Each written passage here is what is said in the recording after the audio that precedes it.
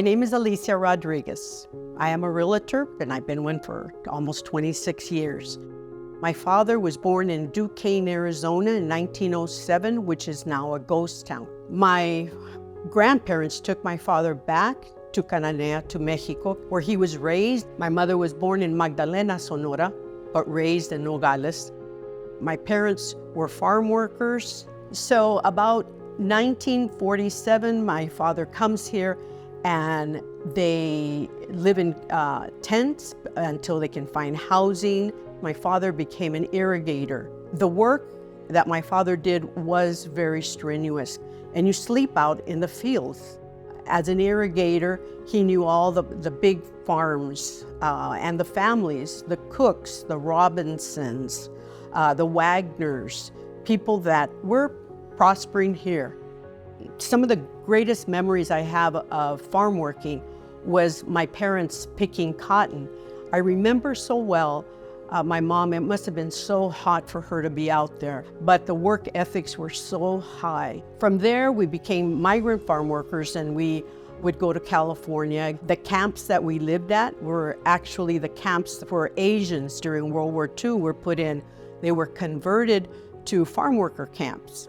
And we here in Peoria had our own farm workers camp right across the tracks right here.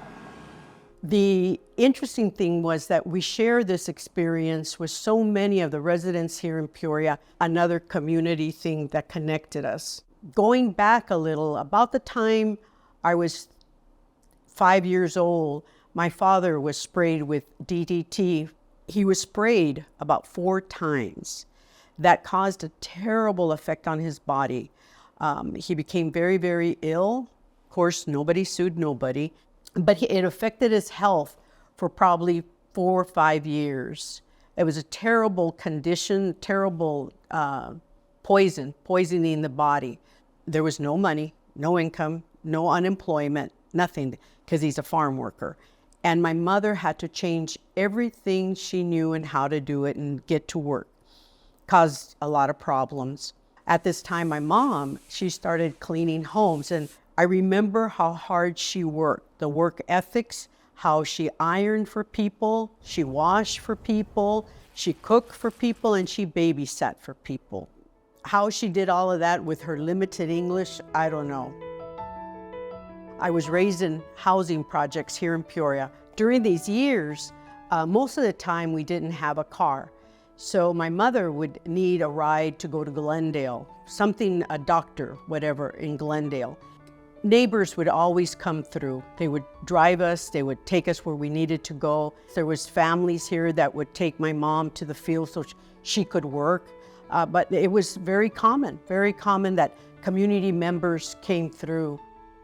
Our grocery shopping and everything was done at Sunmaid and Salibas. And I remember so well having to walk from our home, and now imagine 6, 7 years old and your mom sends you to the grocery store with a grocery list and no money. The clerks would help me get what I needed because I was too short, and we would sign my mom's name and I could take the groceries home.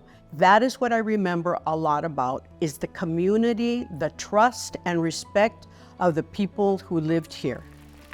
Growing up in Peoria, being able to ride my bike anywhere I wanted, no hat, no water, no sunscreen.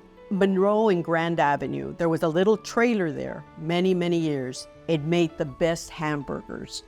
And I would ride my bike to buy hamburgers, 5 for $1. How they sold 5 for $1, who knows, but they were great. And my mom would just say, just make sure you're here before the sun goes down, because I loved my bike. As I was growing, there was some things that will always stick to me as a small community. I think I was about 9 when I stopped swimming in ditches. And I really didn't see the danger of it until I started coming up with my feet bleeding because there was glass at the bottom. But I thought it was so cool to swim in a ditch.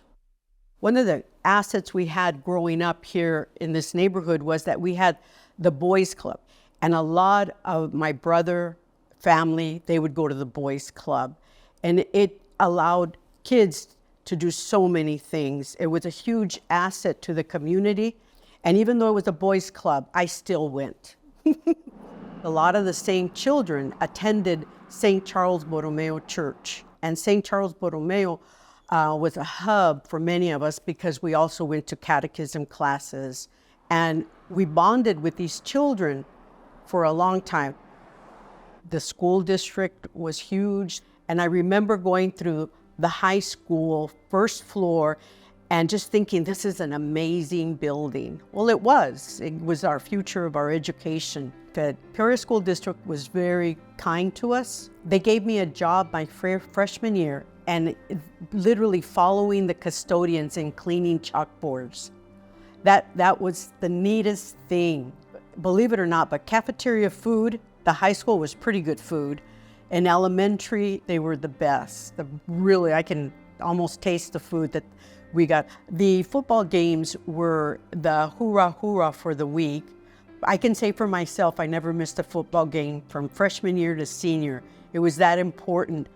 You know, here we are, farm workers. Peoria High School invested in us. They taught us very well. They gave us discipline, structure, and they understood our poverty. And our teachers lived here in our community.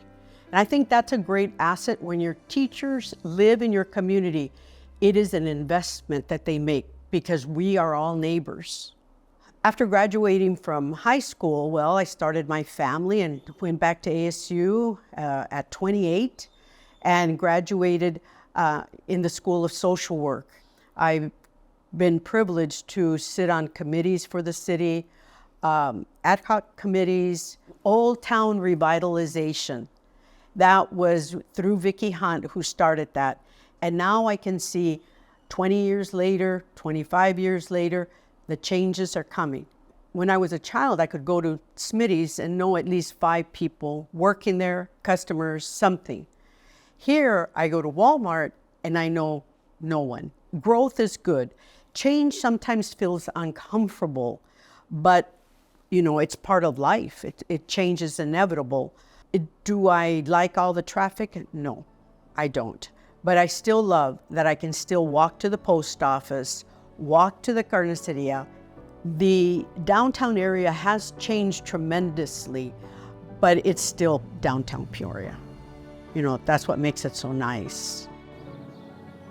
This particular house, I love it. My mother used to clean this house. I remember being 7 years old the first time I saw this house, and I thought, millionaires live in there. And I grew up and I bought it, and it was just a natural thing that happened. Leaving Peoria would be a very hard thing. There's so much history here. When I meet a new person and they're younger than me, and they say, well, I'm from Peoria, and my family's all from Peoria, I always have to ask, and what is your last name? And what is your mother's last name?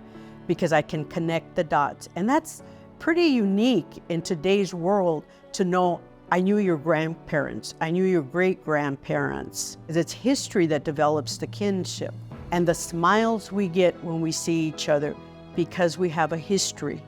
For my grandchildren, I want them to know that, you know, this is home, and I'm grateful my parents came to Peoria to live here.